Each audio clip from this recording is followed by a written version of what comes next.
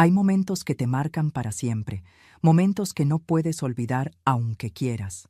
Esa noche, escondida detrás de mi puerta, escuchaba los golpes y los gritos de mi propio hijo. El olor a alcohol llegaba hasta donde yo estaba. Temblaba, no de frío, de miedo, de ese miedo que te paraliza el cuerpo y te apaga la voz. Llevaba años soportando eso en silencio, convenciéndome de que era mi cruz, de que una madre no abandona a su hijo, aunque ese hijo la destroce por dentro. Pero entonces escuché unos pasos pequeños en el pasillo, y una voz chiquita, firme, que no debería haber tenido que decir lo que dijo. No vas a tocar a mi abuela. Mi hijo se quedó paralizado. Yo me quedé sin respiración. Ese niño de 8 años hizo lo que yo nunca pude hacer en décadas. Y lo que ocurrió después de esa noche, lo cambió todo. Para él, para mí y para mi hijo, de una manera que ninguno de nosotros esperaba. Qué alegría tenerte aquí conmigo. Si estás viendo este video, te pido con mucho cariño que te suscribas al canal. Por favor, necesitamos mucho alcanzar 40,000 suscriptores. ¿Puedo contar con su ayuda?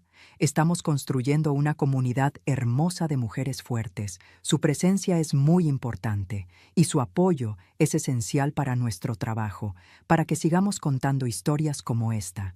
Cuéntame también en los comentarios desde dónde nos está escuchando. Nos emociona saber hasta dónde llegan nuestras historias. Los golpes no paraban. Ese sonido horrible, ese estruendo seco y repetido que retumbaba por cada rincón de la casa, como si quisiera atravesar las paredes, como si las paredes mismas estuvieran temblando de miedo junto conmigo. Rodrigo no estaba usando sus puños esta vez. No. Esta vez había tomado una de las sillas del comedor, una de esas sillas de madera que yo misma había comprado tantos años atrás, en una época en que todavía creía que una casa bonita y bien cuidada podía mantener unida a una familia, y la estrellaba contra mi puerta una y otra vez con una violencia que solamente da el alcohol mezclado con una rabia que ya no tiene forma ni nombre. El golpe llegaba, luego otro más, y entre golpe y golpe, el silencio era casi peor porque en ese silencio yo esperaba el siguiente. Lo anticipaba con todo el cuerpo tenso, los hombros subidos, las mandíbulas apretadas. Yo estaba de pie en medio de mi cuarto, sin poder moverme. Las manos me temblaban sin que yo pudiera controlarlo. Ese temblor involuntario que viene del miedo más profundo, el que no avisa, el que simplemente aparece y toma el cuerpo sin pedir permiso. Las rodillas también. Los pies los sentía fríos a pesar de los calcetines, fríos de adentro, de esos fríos que no tienen que ver con la temperatura del cuarto, sino con algo que se enfría en el centro del pecho cuando el terror es demasiado grande. El corazón me golpeaba tan fuerte que podía sentirlo en los oídos, en la garganta, en las sienes, como si él también quisiera salir corriendo de ahí. Miré la puerta. La madera vibraba con cada golpe. Vi el marco moverse ligeramente, desprenderse apenas del yeso, y pensé con una lucidez extraña, casi clínica, que si seguía así, la puerta iba a ceder. Y entonces pensé en abrir. Pensé en eso con una mezcla de instinto y agotamiento que cualquiera que haya vivido algo así puede entender. Ese pensamiento automático que dice, si abro, si salgo, si le hablo despacio, con voz tranquila, con paciencia, tal vez se calme, tal vez esta vez funcione. Siempre había sido así. Yo abriendo, yo cediendo, yo poniendo mi propio cuerpo como escudo entre la tormenta y el resto del mundo, convenciéndome de que esa era mi responsabilidad, de que una madre no se rinde, de que si yo no lo contenía nadie más lo haría. Pero esa noche algo en mí no se movió. Algo, en algún lugar muy adentro, se negó. No sé si fue instinto o agotamiento, o simplemente que ya no me quedaban fuerzas para seguir siendo el ancla de alguien que me arrastraba hacia el fondo. Me quedé parada junto a la cama, abrazándome a mí misma con los brazos cruzados sobre el pecho, rezando en silencio con palabras que ya no tenían forma de oración, solo una súplica repetida, monótona, casi desesperada, que se cansara, que el alcohol lo venciera, que cayera dormido en el sofá como había pasado otras noches, que la tormenta pasara sola como siempre había pasado. Pero esa noche la tormenta no pasó sola. Esa noche algo diferente interrumpió todo. Escuché unos pasos, pasos pequeños, lentos, que venían del pasillo con esa cadencia inconfundible de los pies descalzos sobre el piso frío de la noche. Me acerqué a la puerta sin abrirla del todo, pegué la boca al marco y susurré con toda la fuerza que el miedo me permitía. Mateo, regresa a tu cuarto. Por favor, mijo, regresa a tu cuarto, ahora mismo. No hubo respuesta. Los pasos no se detuvieron. Siguieron avanzando, despacio pero sin dudar, con una determinación que no correspondía a esa hora de la noche, ni a esa edad, ni a ese pijama de rayas que yo le había lavado esa misma tarde. Y entonces, de golpe, los golpes pararon. Un silencio tan completo, tan absoluto, que resultaba más aterrador que todo el ruido que había llenado la casa hasta ese momento. Ese silencio tenía peso, tenía textura, se podía tocar. Con las manos todavía temblando, abrí la puerta apenas lo suficiente para mirar. Lo que vi me quitó el aire de los pulmones de una sola vez. Mateo estaba parado en el pasillo, en su pijama de rayas azules, el cabello revuelto del sueño, los pies completamente descalzos sobre el suelo frío, y miraba a su padre a los ojos con una fijeza que no tenía miedo adentro. O si lo tenía, lo sostenía de una manera que yo, con todos mis años, nunca había aprendido a hacer. Rodrigo lo miraba desde arriba, con la silla todavía en la mano, los ojos enrojecidos y húmedos, la respiración todavía agitada, el cuerpo todavía en esa tensión del alcohol que no sabe bien hacia dónde dirigirse. Y entonces Mateo abrió la boca, con una voz que no temblaba, una voz pequeña pero entera, una voz que no pedía ni rogaba, sino que simplemente declaraba una verdad, dijo: «No vas a tocar a mi abuela». El tiempo se detuvo. Vi cómo la mandíbula de Rodrigo se tensaba, cómo sus dedos apretaban más fuerte el respaldo de la silla, como si el cuerpo todavía quisiera seguir hacia adelante, mientras algo más profundo, más viejo, luchaba contra ese impulso. Hubo un instante en que no supe qué iba a pasar, un instante en que el aire mismo parecía estar esperando. Y entonces algo se dio en él. No fue inmediato, no fue fácil. Fue como ver a alguien que camina al borde de un precipicio y en el último segundo algo lo detiene sin que él mismo entienda bien qué fue. Los ojos de Rodrigo bajaron del rostro de Mateo y se quedaron fijos en el suelo, como si no pudiera sostener esa mirada, como si en los ojos de su hijo hubiera visto algo que lo paralizaba desde adentro. Quizás se vio a sí mismo. Quizás vio a su propio padre, a ese hombre que murió cuando él todavía era un niño y cuya ausencia lo había roto de maneras que nunca terminó de reparar. Quizás simplemente vio a su hijo de 8 años parado frente a él a medianoche, y eso, esa imagen, fue suficiente para que algo en él se detuviera. La silla quedó suspendida en el aire por un instante, que me pareció eterno, y luego cayó al suelo con un golpe sordo que resonó por toda la casa. Y entonces Rodrigo retrocedió, un paso, luego otro, como si las piernas le flaquearan de pronto, como si le hubieran quitado algo que lo sostenía. Fue a la sala arrastrando los pies, se dejó caer al suelo junto al sofá con la espalda contra los cojines y empezó a llorar. No era el llanto agresivo de otras noches, no era el llanto de quien exige o acusa o amenaza. Era otro llanto completamente distinto.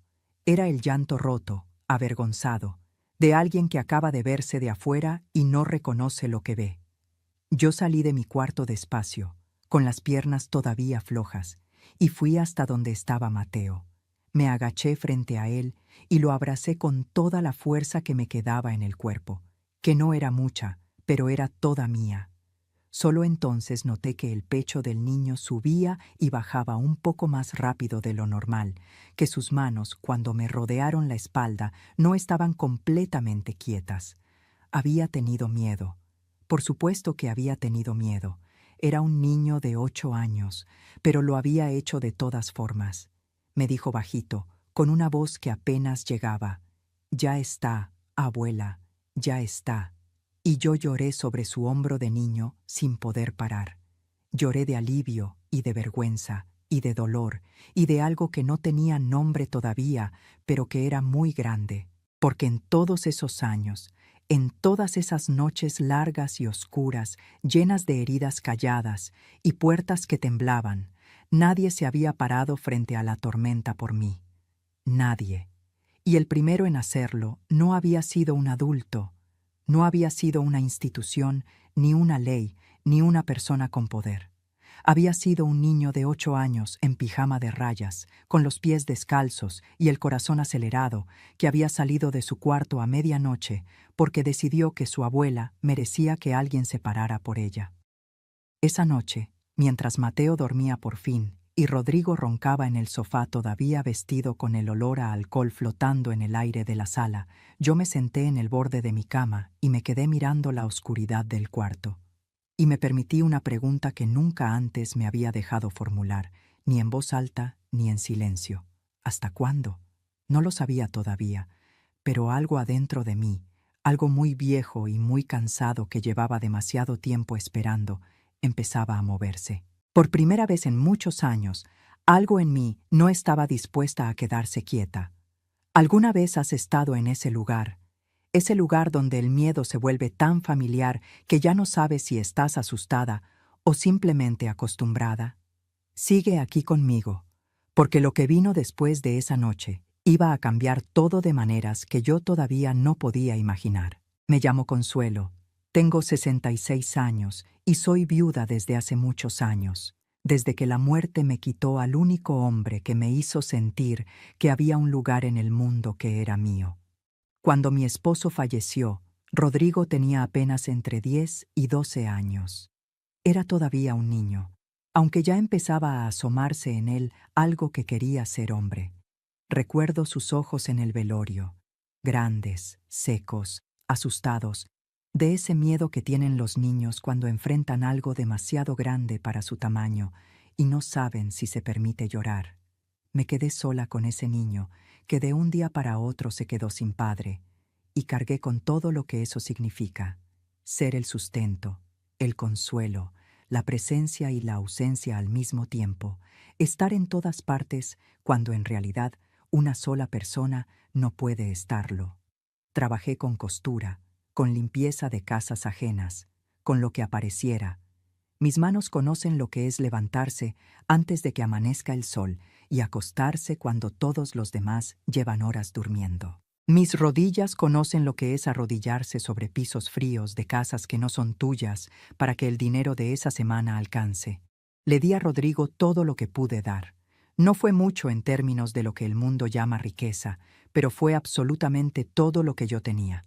Tiempo, presencia, sacrificio, amor sin condiciones y sin medida. Lo que no supe ver, o no quise ver, o no pude ver porque nadie me enseñó cómo hacerlo, es que un niño que pierde a su padre en plena formación puede romperse de maneras que una madre que lo ama no siempre tiene las herramientas para reparar.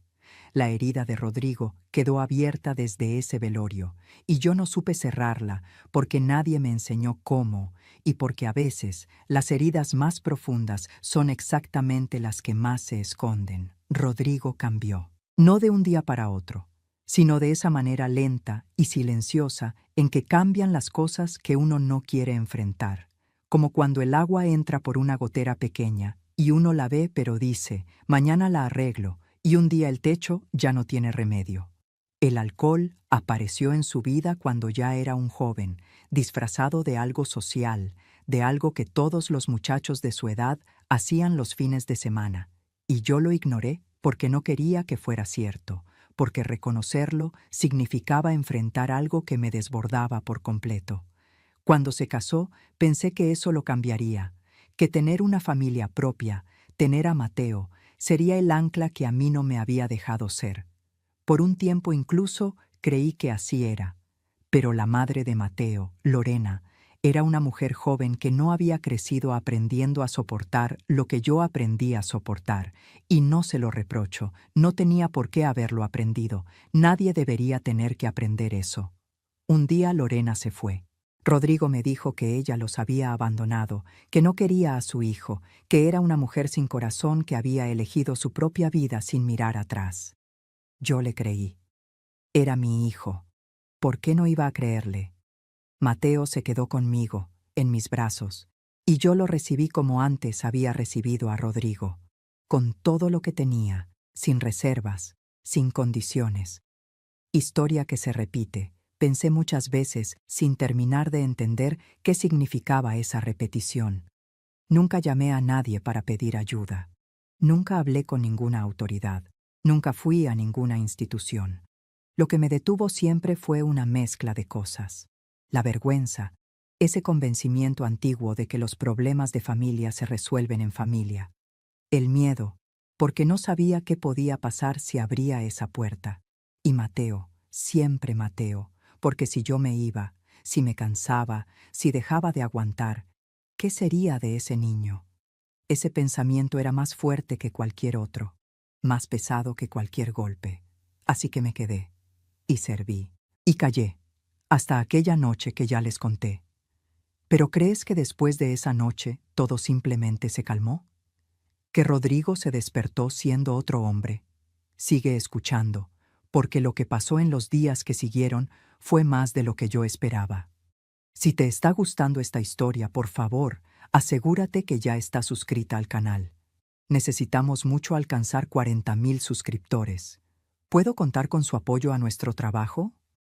Los días que siguieron a esa noche fueron extraños de una manera difícil de nombrar.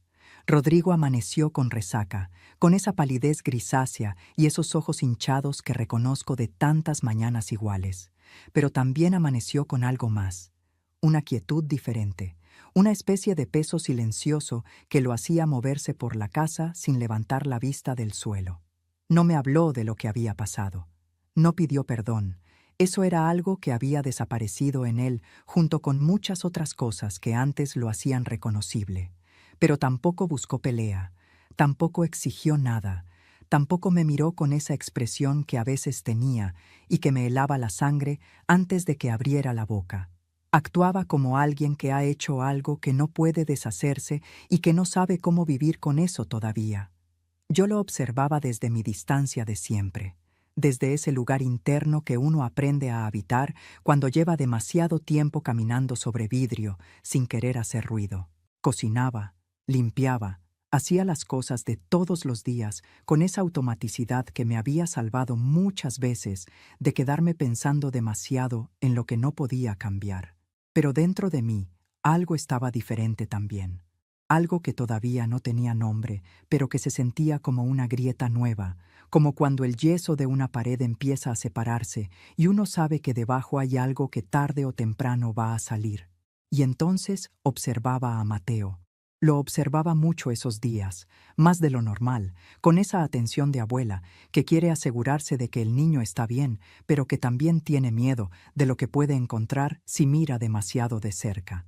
Y en Mateo notaba algo que me inquietaba sin que pudiera precisar exactamente por qué. El niño ya no miraba a su padre de la misma manera. Antes de esa noche, Mateo miraba a Rodrigo con esa mezcla de amor y miedo que tienen los hijos de los padres difíciles. Esa mezcla que duele ver, porque uno sabe que ese niño está haciendo algo que no debería tener que hacer, que está aprendiendo a querer a alguien que le hace daño y convenciéndose de que eso es lo normal. Pero ahora lo miraba diferente, con una especie de distancia evaluadora, casi clínica para su edad, como si aquella noche en el pasillo hubiera terminado de calcificar en él una decisión que venía gestándose desde hacía tiempo.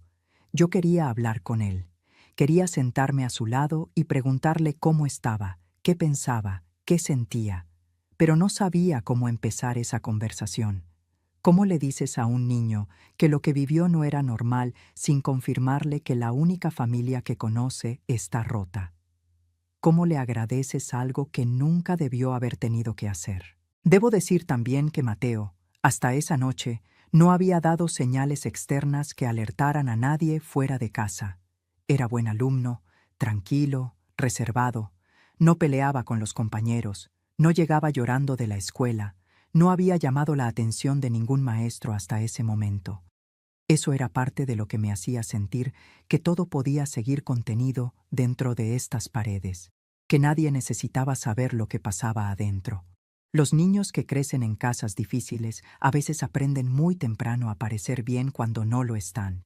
Mateo había aprendido eso demasiado pronto. Entonces llegó el billete de la escuela. Una nota doblada en 4, con letra ordenada y cuidada de maestra, que pedía hablar con el responsable del niño con cierta urgencia. Yo la leí 3 veces seguidas, buscando en esas líneas alguna señal de lo que podía esperar. Pensé que sería algo sin importancia, tal vez una tarea sin entregar, algún problema menor con un compañero, esas cosas pequeñas de la escuela que en otras circunstancias ni me habrían quitado el sueño. Fui con esa tranquilidad falsa que uno construye cuando no quiere enfrentar lo que en el fondo ya presiente, esa tranquilidad que es más un mecanismo de defensa que una certeza real. La maestra, la señorita Fernanda, era una mujer joven de voz tranquila y ojos que miraban con una directedad que me incomodó desde el primer momento, de esos ojos que no juzgan, pero que ven todo, que no dicen nada, pero que lo registran todo. Me hizo sentar frente a su escritorio y colocó sobre la mesa unas hojas escritas con la letra redonda e inclinada de los niños.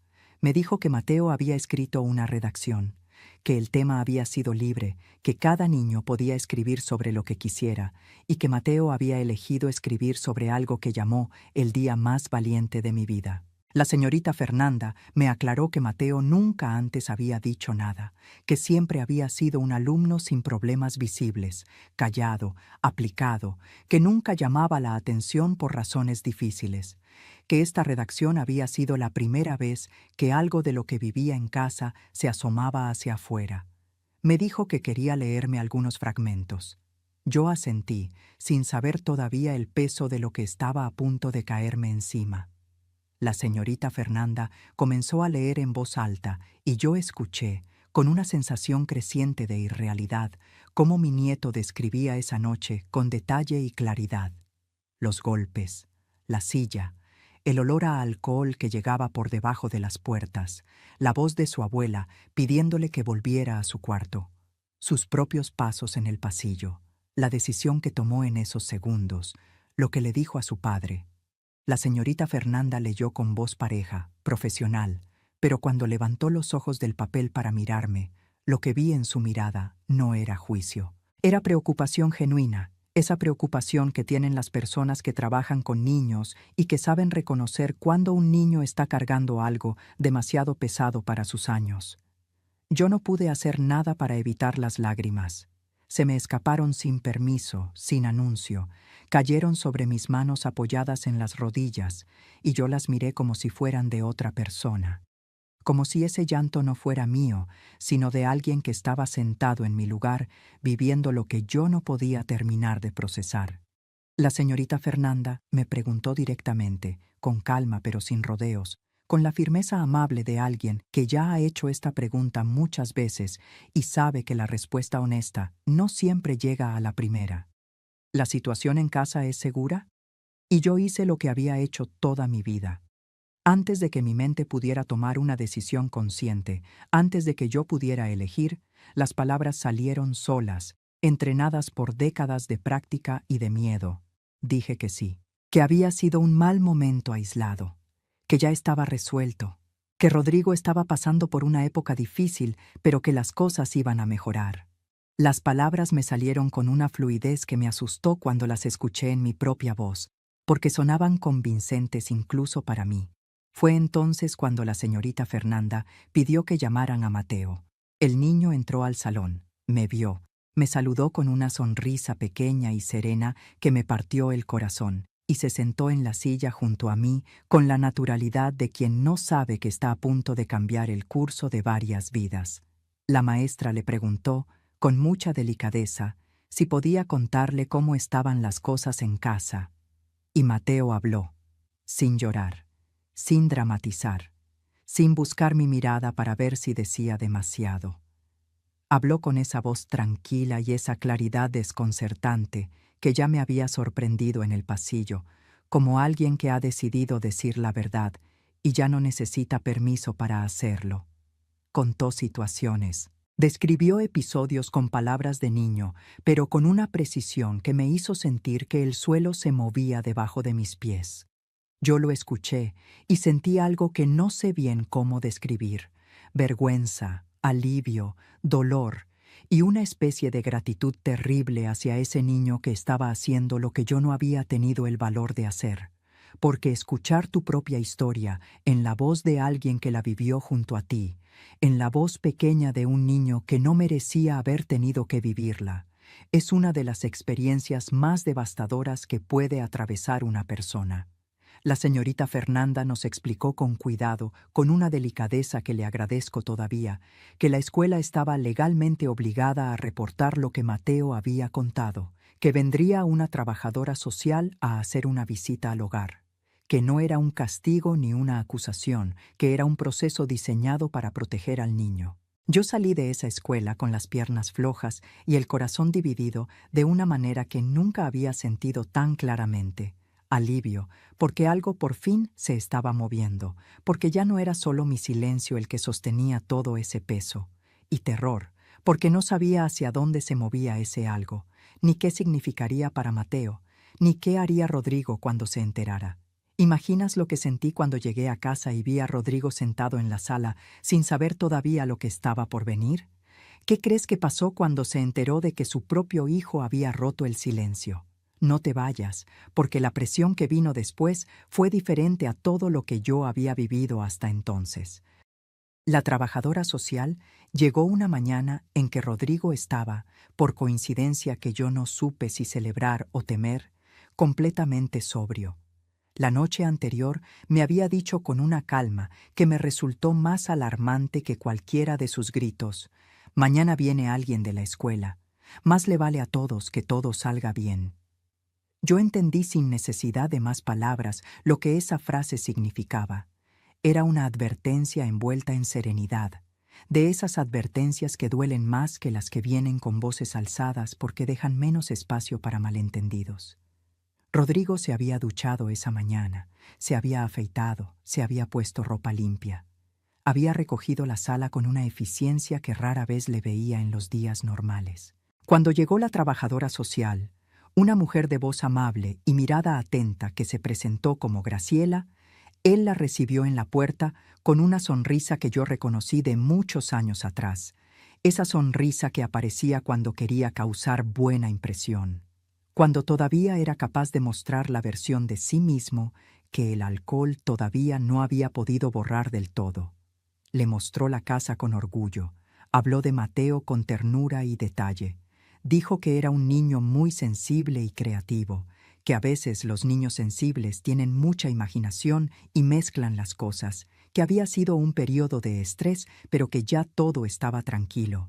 Lo escuché desde la cocina, fingiendo que preparaba algo, con una náusea sorda y persistente, que no tenía que ver con el estómago, sino con algo más profundo, más viejo. Esa náusea del alma que viene cuando ves cómo alguien miente con tanta facilidad sobre algo que tú viviste con todo el cuerpo. Graciela también habló conmigo. Me hizo preguntas con esa amabilidad entrenada, profesional, de quien sabe que la manera de obtener respuestas honestas es no parecer que las está buscando. Yo respondí con ese equilibrio miserable que había aprendido a sostener durante años, sin mentir del todo, pero sin decir todo tampoco, dando y quitando al mismo tiempo, midiendo cada palabra, como si el peso de lo que dijera pudiera inclinar una balanza cuyo resultado yo todavía no podía predecir. Lo que más me atenazaba no era el miedo a Rodrigo en ese momento. Era un miedo diferente, más profundo, el miedo de que si hablaba demasiado, si decía todo lo que sabía, Mateo se fuera a algún lugar frío e institucional donde yo no pudiera llegar. Ese pensamiento me paralizaba más que cualquier amenaza. Graciela se fue esa primera visita sin revelar sus conclusiones. Me explicó antes de salir que elaboraría un informe preliminar, que habría una segunda entrevista formal y que el caso sería evaluado para determinar si existía riesgo para el menor. Lo dijo con esa precisión institucional que a mí me sonó lejana y técnica, pero que en el fondo significaba que el proceso ya tenía su propio ritmo y que ya no dependía solo de lo que yo dijera o dejara de decir. Rodrigo cerró la puerta detrás de ella y me miró con la expresión de quien cree que acaba de ganar una batalla, y entonces llegó la explosión. No hubo golpes esta vez, hubo palabras, que a veces hacen un daño más duradero que los golpes porque no dejan marcas visibles, y por eso son más fáciles de negar. Me dijo que yo era la culpable de todo lo que estaba pasando, que si hubiera sabido educar a Mateo como se debe, el niño no habría ido a la escuela a inventar historias que ponían en peligro a su propia familia. Me dijo que yo siempre había tenido el talento de arruinar todo lo que él construía, que lo había hecho cuando era niño, dándole poco, y lo seguía haciendo de adulto, quitándole lo que era suyo. Me acusó de querer quitarle a su hijo, de conspirar con la escuela y con las autoridades, de ser una mujer llena de amargura que no podía ver a nadie bien. Cada palabra llegaba con una precisión que solo tiene quien conoce bien a quien hiere, quien sabe exactamente qué botones apretar para que el daño sea máximo. Yo recibí cada una de esas palabras de la manera en que había aprendido a recibirlas, en silencio, con la cabeza agachada, esperando que la tormenta pasara. Pero esa vez no estaba sola en la casa. Mateo escuchó todo desde su cuarto. Yo lo supe porque cuando Rodrigo se fue dando un portazo y el silencio volvió a la casa, fui a ver al niño y lo encontré sentado en su cama con los brazos rodeando las rodillas y la vista fija en la ventana. No lloraba, solo miraba hacia afuera con esa expresión que me partía el alma cada vez que la veía en su cara de niño. Demasiado seria, demasiado distante, demasiado parecida a la de alguien que ya tomó una decisión y está esperando el momento de ejecutarla. Graciela volvió para la segunda visita formal. Esta vez llegó acompañada de otra persona. Realizaron lo que llamaron una evaluación de riesgo, y al final, Graciela pidió hablar con Mateo a solas. Yo los dejé en la sala y me retiré a la cocina, pero la casa era tan silenciosa que podía escuchar el tono de sus voces sin entender las palabras, un murmullo constante que me hacía imaginar lo que podría estar diciéndose. Cuando Graciela salió, me pidió que me sentara. Me dijo, con cuidado pero sin rodeos, que Mateo había sido muy claro en algo durante esa conversación. Quería quedarse con su abuela, no con su padre, conmigo. Esas palabras cayeron sobre mí con todo su peso a la vez, con todo el amor y todo el terror que contenían al mismo tiempo, porque significaban que algo oficial ya estaba en marcha, algo que ya no podía detenerse con mis silencios, ni con mis miedos, ni con mis instintos de protección, que a veces ya no sabían bien a quién estaban protegiendo. Me explicó que el caso sería elevado al juzgado de familia para una evaluación formal de la situación de guarda. Rodrigo fue notificado de esto en los días siguientes. Esa noche me buscó de una manera diferente a todas las noches anteriores, sin gritos, sin agresión, con una desesperación casi desnuda que por un momento me hizo sentir algo parecido a la lástima. Me dijo que hablara con Graciela, que le explicara que había sido todo un malentendido, que los niños a veces dicen cosas que no reflejan la realidad, que yo era su madre y que si me importaba algo lo que le pasaba a él, tenía que ayudarlo ahora. Me miró a los ojos con esa mirada de hijo que yo había amado toda la vida y me preguntó, ¿vas a dejar que me quiten a mi hijo? Yo abrí la boca para responder, y por primera vez en toda mi vida, en todos esos años de abrir la boca para decir que sí, para decir que claro, para decir que yo me encargaba, no dije nada. Me quedé callada, y en ese silencio estaba todo lo que nunca había podido decir.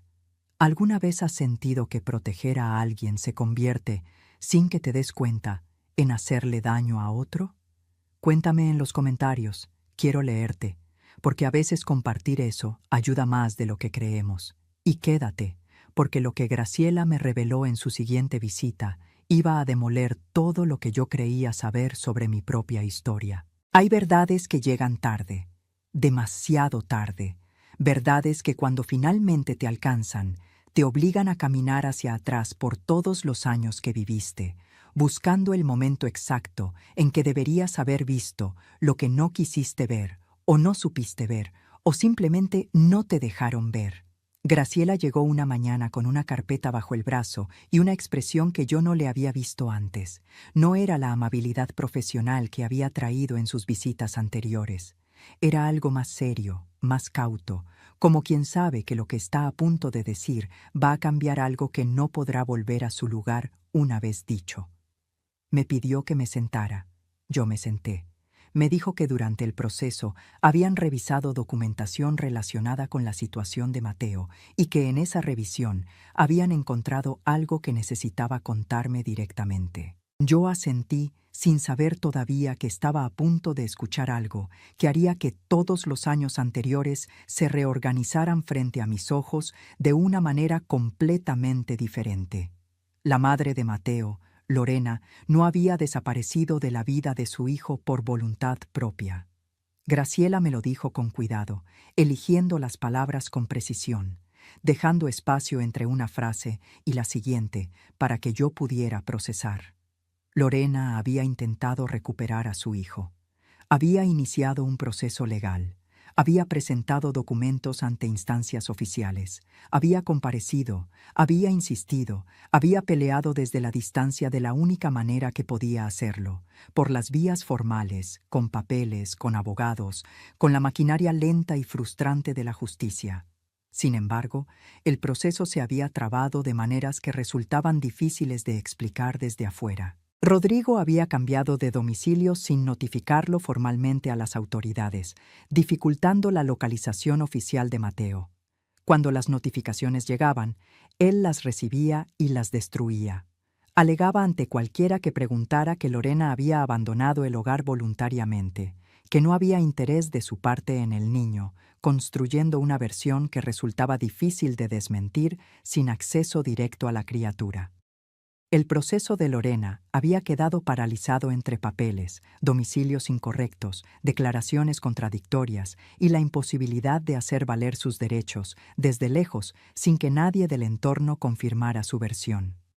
Años de intentos que se estrellaban contra una pared invisible que tenía el nombre de Rodrigo. Graciela continuó hablando, y yo la escuchaba como desde un lugar muy lejano, como cuando uno está sumergida en agua y los sonidos llegan amortiguados, distorsionados, porque algo dentro de ti se está cerrando para protegerse del golpe que ya sabe que viene, aunque no puede calcular su tamaño. Lorena no solo había intentado el proceso legal. Rodrigo la había amenazado. Le había dicho con todas las palabras que si seguía intentando acercarse a Mateo, él haría circular fotografías que tenía de ella, imágenes que podían destruirle la reputación, humillarla públicamente, cerrarle puertas que tardarían mucho en volver a abrirse. Lorena había tenido miedo. Un miedo completamente comprensible y humano, el tipo de miedo que paraliza porque la amenaza es real y las consecuencias son concretas, el tipo de miedo que yo conocía bien desde adentro, aunque nunca me lo hubieran dicho exactamente con esas palabras. Ella había retrocedido, pero no había dejado de intentarlo, nunca. Había buscado otras maneras, había guardado documentos, había dejado constancia de todo lo que podía dejar constancia, porque en algún lugar dentro de ella sabía que tarde o temprano la verdad tendría que tener espacio para existir. Y nunca, en ningún momento de todos esos años, había dejado de amar a su hijo. Yo me quedé sentada frente a Graciela con las manos inmóviles sobre las rodillas y una sensación en el pecho que no tenía un nombre preciso, pero que era muy grande y muy pesada. Era una mezcla de cosas que no cabían bien juntas: dolor, vergüenza, rabia, tristeza y algo que en otro momento de mi vida habría tardado más tiempo en reconocer, pero que ahora llegó claro y directo como un golpe: traición. No la traición de Lorena, la traición de Rodrigo, el hijo al que yo había protegido toda mi vida. el hijo por el que había callado cuando debía hablar, resistido cuando debía irme, justificado cuando debía ver, excusado cuando debía exigir. El hijo por el que había dejado que me golpearan puertas con sillas y me llenaran de insultos y me convirtieran en alguien invisible dentro de mi propia casa.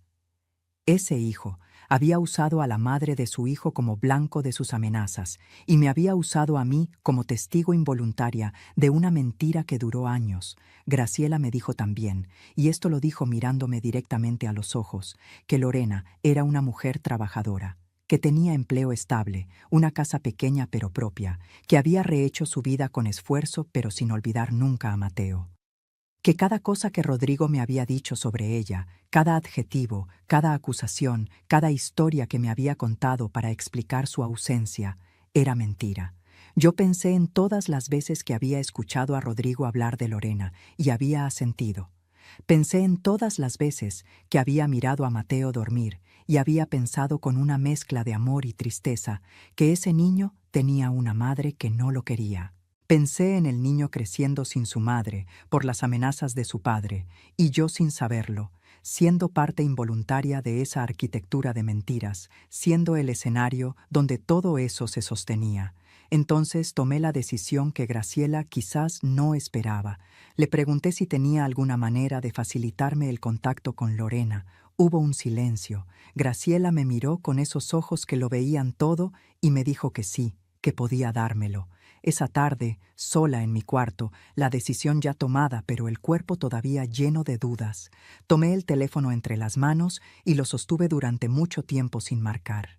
Pensé en todo lo que Lorena podría decirme. Pensé que quizás me respondería con rabia y que esa rabia sería completamente justa. Pensé que quizás no querría saber nada de la madre de quien la había amenazado, de quien había formado parte, aunque fuera sin saberlo, del mundo que la mantuvo alejada de su hijo. Pensé que tenía todo el derecho de colgarme el teléfono en la cara, y sin embargo, algo dentro de mí sabía que no marcar ese número sería otra forma de cobardía disfrazada de prudencia, que si yo quería mirarme en el espejo y reconocer a la persona que estaba ahí, tenía que hacer esa llamada. Marqué el número despacio, dígito por dígito, como si cada número necesitara una decisión propia. Esperé, y cuando escuché la voz al otro lado de la línea, una voz de mujer, cauta, sorprendida, guardando silencio para ver quién llamaba, yo tomé aire y dije: «Lorena, soy Consuelo, la mamá de Rodrigo, y necesito pedirte perdón». ¿Sabes lo que cuesta decir eso? Lo que cuesta pedir perdón por un daño que no hiciste tú directamente, pero que de alguna manera, con tu silencio y tu miedo, dejaste que existiera. No te vayas, porque lo que pasó cuando Lorena y yo nos encontramos cara a cara es algo que todavía, cuando lo recuerdo, me llena los ojos de lágrimas y el pecho de algo que se parece mucho a la esperanza. El encuentro con Lorena no fue en ningún lugar especial. Fue en una cafetería sencilla, de esas que hay en cualquier colonia, con mesas de plástico un poco gastadas y el olor espeso del café que lleva demasiadas horas en la cafetera. Un lugar sin pretensiones, neutro, sin pertenecerle a ninguna de las dos, que era exactamente lo que las dos necesitábamos en ese momento. Yo llegué primero y pedí un café que no iba a poder tomar porque el estómago me lo habría devuelto. Me senté de espaldas a la puerta y luego cambié de lugar para poder verla entrar porque necesitaba ese segundo, ese instante previo para prepararme. La vi llegar desde la puerta. Una mujer más joven que yo, delgada, con el cabello oscuro recogido en una trenza que colgaba sobre uno de sus hombros, y con los ojos del mismo color exacto que los de Mateo. Eso me golpeó de una manera que no esperaba. Esos ojos, los ojos de mi nieto en la cara de su madre, mirándome desde la puerta con una expresión que yo entendí perfectamente porque la conocía desde adentro.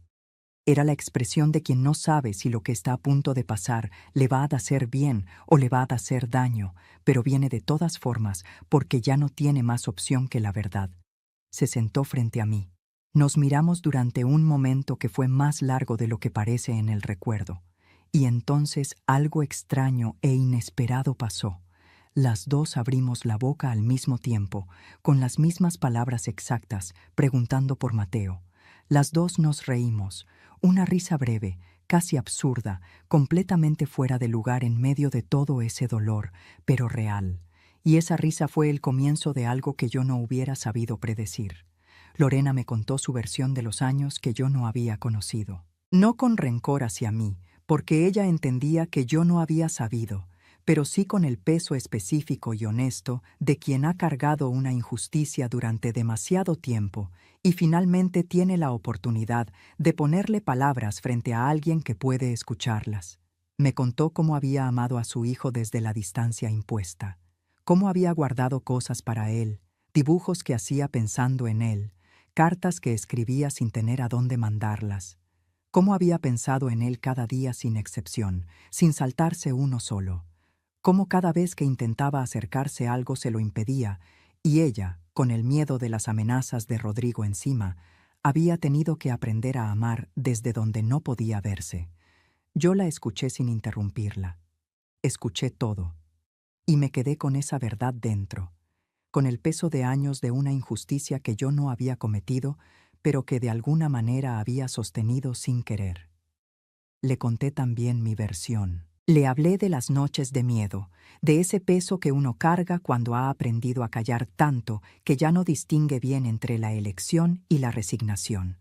Le hablé de mis dudas, de las veces que había estado a punto de pedir ayuda y algo me había detenido, de todo lo que había resistido creyendo que protegía a Mateo, cuando en realidad a veces me pregunto si no estaba solo protegiéndome a mí misma de una verdad demasiado grande. No me disculpé de manera vacía.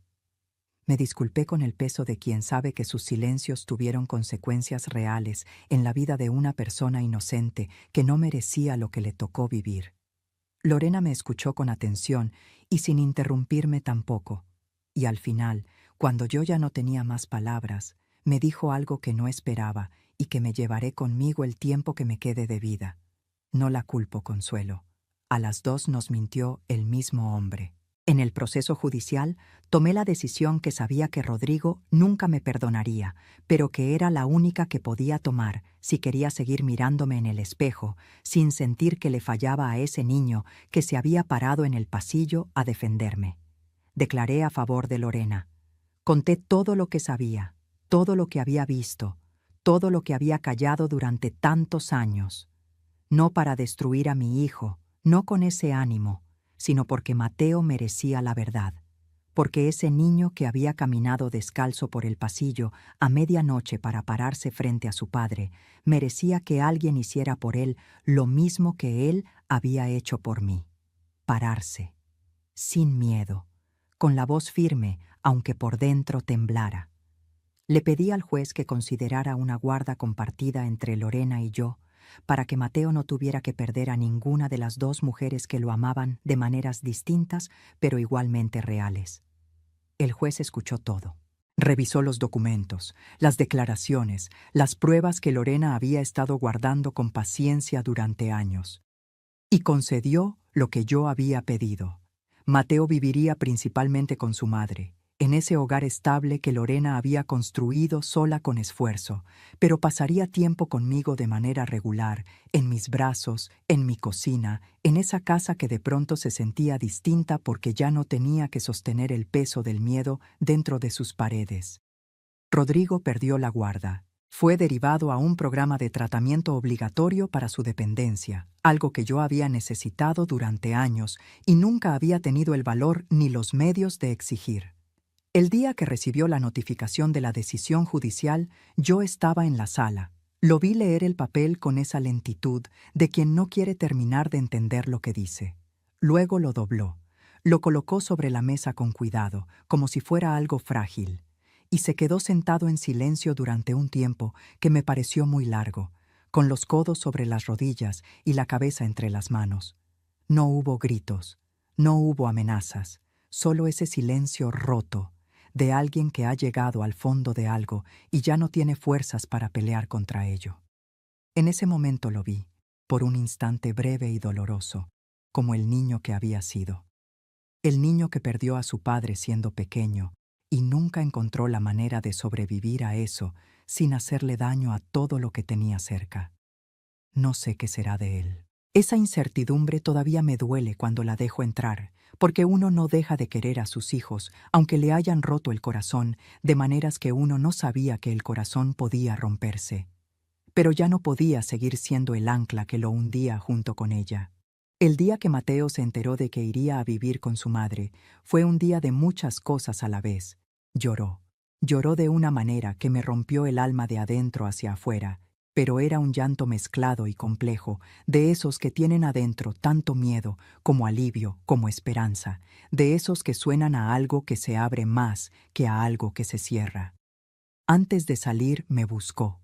Vino hasta donde yo estaba. Me abrazó con toda la fuerza de sus brazos, que todavía eran los brazos de un niño, aunque él a veces pareciera mucho más que eso.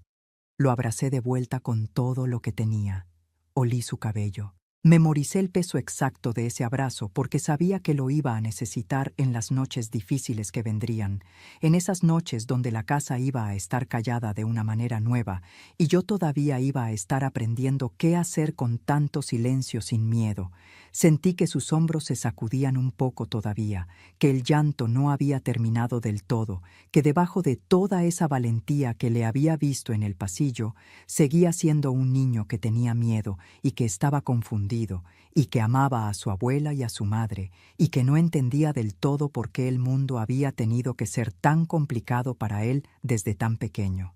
Y entonces me susurró al oído, con esa voz que una noche había parado a su padre en seco en el pasillo. «Tú me enseñaste a ser valiente, abuela». Yo no pude responderle, no me salieron las palabras. Solo lo abracé más fuerte y dejé que ese momento durara todo lo que pudiera durar.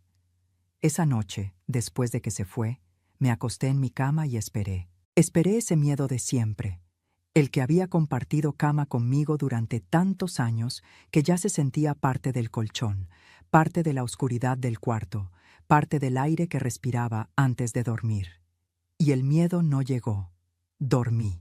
Dormí de una manera profunda y sin sobresaltos, sin tensar el cuerpo ante cualquier ruido, sin esperar el siguiente golpe, sin ensayar en sueños las palabras que diría si la puerta volvía a temblar. Solo silencio limpio. Y una paz que no recordaba desde hacía demasiado tiempo. Pienso mucho en todo esto ahora. Pienso en la mujer que fui durante tantos años, esa mujer que había aprendido que amar era lo mismo que resistir, que ser buena madre significaba nunca rendirse sin importar el costo, que proteger a los suyos era absorber todo el daño posible para que no llegara a otros. Me enseñaron que callar era dignidad, que los problemas de familia se resuelven en familia, que una buena madre no habla mal de su hijo, aunque ese hijo la lastime. Y yo lo aprendí también, con tanta fidelidad, que casi me destruí por dentro guardando todo ese peso. Fue un niño de 8 años en pijama de rayas, con los pies descalzos sobre el suelo frío de un pasillo a medianoche, quien me enseñó lo que nadie más había podido enseñarme en toda una vida. Que el amor de verdad habla, que el amor de verdad separa, que el amor de verdad dice basta aunque le tiemble la voz y tenga miedo y no sepa muy bien lo que va a pasar después. Y que a veces, para salvar a quien más amamos, hay que tener el valor de soltar la mano de quien no podemos salvar, aunque esa mano sea la de nuestro propio hijo, aunque soltarla cueste más de lo que creíamos que podíamos pagar. Si hay algo que me quedo de todo esto, es que el valor no siempre llega cuando lo esperamos ni tiene la forma que imaginamos. A veces llega en voz chiquita, con pasos descalzos, a mitad de la noche, cuando ya creíamos que estábamos solas para siempre. Y cuando llega así, lo más importante es tener la sabiduría de reconocerlo y la valentía de seguirlo, aunque duela, aunque cueste, aunque signifique ver con claridad, finalmente, lo que durante demasiados años preferimos no ver. Si te gustó esta historia, haz clic en este próximo video que está apareciendo en la pantalla, porque la próxima traición supera todo lo que has visto hasta ahora. Y no te olvides suscribirte en el canal, para que no te pierdas ni una sola historia.